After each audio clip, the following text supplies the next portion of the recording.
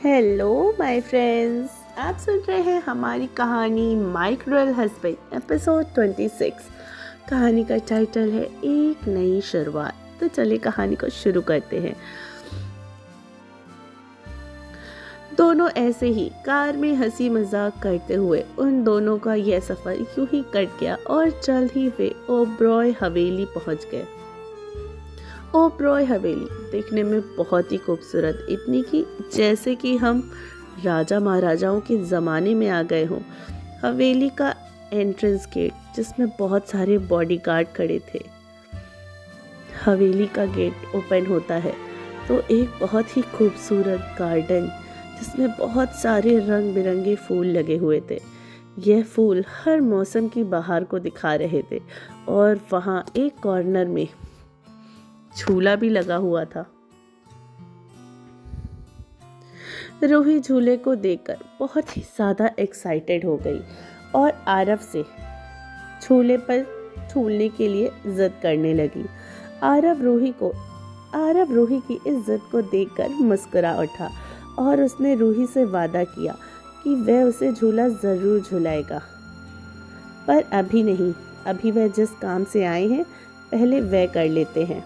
आरव रूही को जैसे ही कार से बाहर लेकर आता है वैसे ही कुछ दूर से आरव के दादाजी चले आ रहे होते हैं। रूही आरव के दादाजी को देखकर काफ़ी हैरान हो जाती है क्योंकि उनकी पर्सनैलिटी और आरव की पर्सनैलिटी लगभग एक जैसी ही लग रही थी।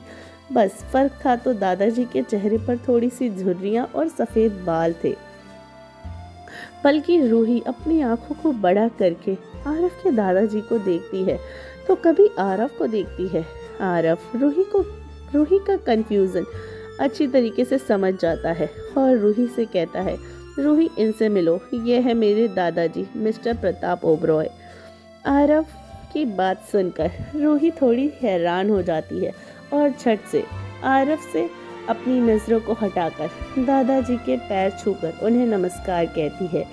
आरव के दादाजी रूही को देखकर काफ़ी खुश हो जाते हैं और वह रूही को अपने गले से लगाकर उसके सिर पर हाथ रखते हुए कहते हैं, तुम बिल्कुल अपने दादाजी जैसी लग रही हो, उन्हीं की तरह चंचल आंखें हैं तुम्हारी।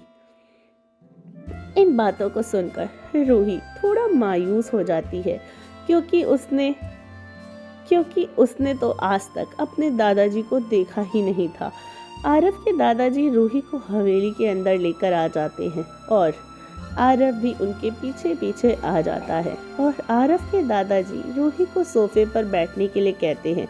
रूही चुपचाप बैठ जाती है और आरव के दादाजी अपने रूम में चले जाते हैं। कुछ देर के बाद वहाँ से वापस आते हैं और उनके हाथों में कुछ तस्वीरें भी दिखाई दे रही थी। आरव के दादाजी रूही के सामने आते हैं और सोफे पे बैठते हुए उसके सामने कुछ तस्वीरों को रखते हैं और उसको उसके दादाजी और उसके माता पिता सभी की तस्वीरें दिखाते हैं। वहीं रूही अपनी माँ की तस्वीर देखकर बिल्कुल हैरान हो जाती है क्योंकि रूही बिल्कुल उन्हीं की तरह दिखती थी। तस्वीरों को देखते देखते रूही की आंखें भर जाती हैं।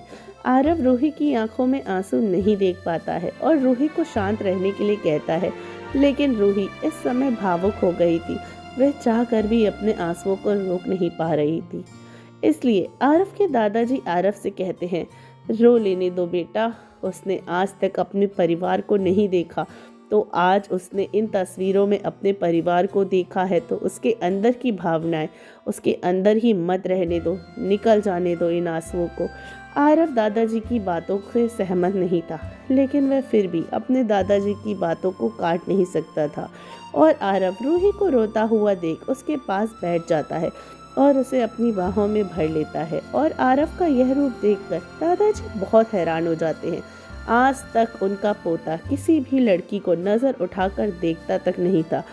आज इस लड़की की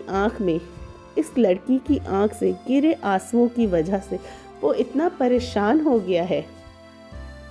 दादाजी आरव का ये स्वभाव देखकर काफ़ी हैरान और काफ़ी खुश भी थे कि कुछ ही समय के बाद रूही को अजीब सा फील होने लगा और रूही भागते हुए वॉशरूम की तरफ जाने लगी। तभी एक मेड ने उसे वॉशरूम के पास ले जाते हुए वहाँ पर अंदर भेजा और रूही वॉमिट करने लगी। रूही की वॉमिटिंग करता देख सब बहुत घबरा जाते हैं कि आखिरकार रूही को क्या हो गया। आरव के दादाजी ने जल्दी से फैमिली डॉक्टर को कॉल करके बुलाया और कुछ ही देर में फैमिली डॉक्टर घर के अंदर आते हैं और रूही का चेकअप करते हैं। पहले तो रूही बहुत डर रही थी कि अगर उन्होंने रूही को छुआ तो कहीं आरव उनका भी वही हाल ना कर दे जो पिछले आए सभी डॉक्टरों का किया था। लेकिन दादाजी के होते हुए आरव कुछ नहीं कर सकता, ये सोचकर रूही चेकअप करवा लेती है। कुछ देर के बाद डॉक्टर मुस्कुराते हुए रूम से बाहर आते हैं और दादाजी से कहते हैं, बधाई हो प्रताप जी, आप दादा बनने वाले हैं। सॉरी, आप परदादा बनने वाले हैं। दादाजी अपने दोस्त के गले लग जाते हैं और उसे भी बधाइयाँ देते हैं। आरव को भी बधाइयाँ देते हैं। आज ही मैं अपनी बहू से मिला और आज ही के दिन मुझे परदादा भी बनना पड़ा और आज ही के दिन मैं परदादा भी बन गया। आरव भी इस खबर को सुनते ही काफ़ी शॉक्ड और खुशी के मिले जुले भाव से रूही के पास जाता है और अंदर जाके रूही के फॉरहेड पर किस करता है और उसे हक करता है। रूही भी आरव को प्यार से देखती है और उन दोनों को अपनी ज़िंदगी के एक नए सफ़र पर निकल पड़ते हैं। तो फ्रेंड्स, कैसी लगी आपको हमारी ये प्यारी सी स्टोरी जो कि आज यहीं पे एंड होती है। My cruel husband my loving husband में बदल गया। और हमारी ये कहानी कैसी लगी आप सभी को, प्लीज़ मुझे कमेंट सेक्शन में कमेंट करके ज़रूर बताइएगा। मैं बहुत जल्दी आपके साथ एक नई स्टोरी को शेयर करने वाली हूँ जिसकी स्टोरी भी काफ़ी अच्छी है और मैं उसका फर्स्ट पार्ट बहुत जल्द ही अपलोड करूँगी। प्लीज़ चैनल को सब्सक्राइब और वीडियोस को लाइक करिए ताकि आने वाली जितनी भी स्टोरीज़ हो उसकी नोटिफिकेशन आपको आसानी से मिल जाए। और साथ ही साथ मुझे कमेंट्स भी करते रहिए जिससे मैं मोटिवेट होती रहती हूँ और आपके लिए कहानियाँ लिखती रहती हूँ। तो चलती हूँ, मिलती हूँ नई कहानी के साथ, नए किरदारों के साथ और सिर्फ टिनी FM जान के साथ।